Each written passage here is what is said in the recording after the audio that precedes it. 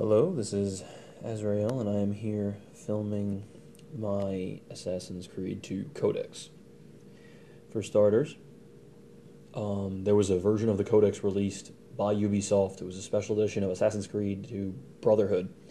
It was available only in like the UK, New Zealand, and Australia, and then exclusively on ubisoft.com. It was very expensive, and it came in a really awesome box, which was resin cast in plastic, and that wasn't too great. But inside it had a codex, an actual codex, which used the original artwork from the game, and it didn't really match up. It didn't have the ornature or the decoration or even the page consistency that the scrolls in the game had, but it did contain all the original artwork. And that, of course, went up on Assassin's Creed 2's or Assassin's Creed Wikia, which everybody can go on and download the pictures of the PNGs. And I was going to go and try to make them more like the ones that were in the actual game, and then assemble them into a book. Somebody beat me to it, thank God, because that would have taken me forever. They actually did a better job than I ever could. On deviantart, his handle is BB Legend, and what he did was he took the pages, retyped all the text in an Arabian font, looks like Arabic, even though it's technically still in English, because Altair, the man who wrote the Codex, was supposed to be an Arab, so logically it would assume that you would use an Arabic-looking font, not an English scripty writing font, which is what the published Codex has. He also put in this blue edging covering only the upper left corner, which every Codex had. In the game, of course, it all looked monochrome, but typical Muslim texts and Qurans of the day and scrolls did have lots of rich blue in them, and reds as well. So I actually very much approve of the blue. I like it better, and I definitely went through all the pages, and when I saw that, I definitely thought this was a better way to go. Has a very, very authentic feel for the time that would have been written if a scholar had written it. It also contains the artwork from the actual Codex pages, when artwork is applicable. So all the text has been retyped, and then the official artwork from the game has been dropped in. As you can see, the person acquired some very, very nice high-res images and really no pixelation, so it does look like it was handwritten. And of course, all the Codex pages are numbered, which is very convenient. This is the infamous hidden blade diagram. And you go through the whole Codex and you find all these things here. And I've got all 30 printed out here on what's known as parchment paper. It's a Southwest or South End or whatever the hell they call it, resume type paper. You can pick it up at Staples, Office Depot, whatever. And all pages that have images and text, BB Legend went ahead and redid the text for everything. So that came out really good. Also put some nice aging and grunge into the paper, so it looks pretty badass, especially if you print it on parchment paper. This is what parchment paper looks like when you buy it out of the box. It just has this sort of, well, for lack of a better term, it has a parchment look to it. It has a nice weight to it. It's about 24-pound paper, heavier than your standard printer paper, which is 20 pounds. So it gives a nice, good sturdiness to the pages and rattle. I've gone and printed these and then cut them down to full bleed so that there is no excess parchment visible. Size-wise, I have here a copy of a trade back for Ultimates 2, which is kind of important if you went to see the Avengers movie. If you haven't read Ultimates 1 and 2, you're probably not a comic fan, but good stories, go get them, go read them. I have all the original issues bound up and locked away in my comic books, and then I read these trade backs just because I beat the hell out of them. But it has the size consistency of, you're a little bigger than your basic trade back for a comic book. So that gives you an idea what size I did. Now, unfortunately, that makes binding a thing a pain in the ass because there aren't really many book sizes that big. So once again, having the 30 pages printed out, I decided with the single side, if I made it a book, you'd flip and see the parchment side, and I didn't really like that when I looked at them next to each other. So I thought, I'll keep the 30 like this. Maybe I'll throw them up on the wall for a photo shoot or something if I ever do Assassin's Creed cosplay or something.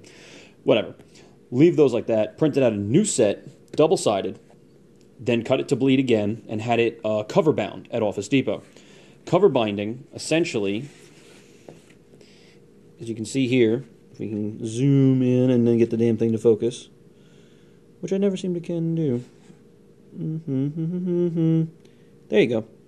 As you can see, the spine contains a glue, which is heat activated. So they put the pages in, they drop it into a heat shield, and then the heat activates the glue, the pages glue to it, and it gives you a traditional book-style binding. Office Depot offers this for $2.99 for a frosty cover and like plastic textured back cover called a Regency back. It's one piece, and you can get that for $2.99. You can actually leather bind it with a nice cutout hole in the window in the front. I think it's $12.99 for the leather cover binding, but I didn't really like it. It didn't work for me even with this in the window. If you do choose to use the leather cover binder, you're going to have to leave the excess, when you cut this down to full bleed, leave the left-hand column so that they can sit in the book and center this piece in the window correctly. They do not offer a straight, solid cover. They only offer the ones with the cutout window. It's just what they got.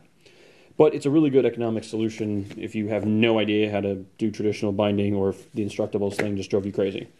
So, obviously mine came with a frosty cover, which I hated.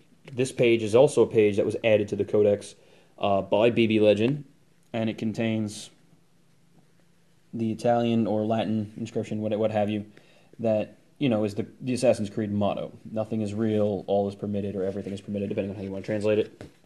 I printed a second one, put it on the inside, and if I can zoom in here, you can see how I've just sort of spray mounted this onto the frosty cover. So now it takes away the illusion that this is a modernized binding, and for the time being, it does look very much so like a book you could pick up. You know, just something that would be included with a video game pickup or whatever. The pages are gorgeous. You know, the artwork, as I said, is the highest quality that I found. Is a higher quality than the ones that I even found on the Wikia.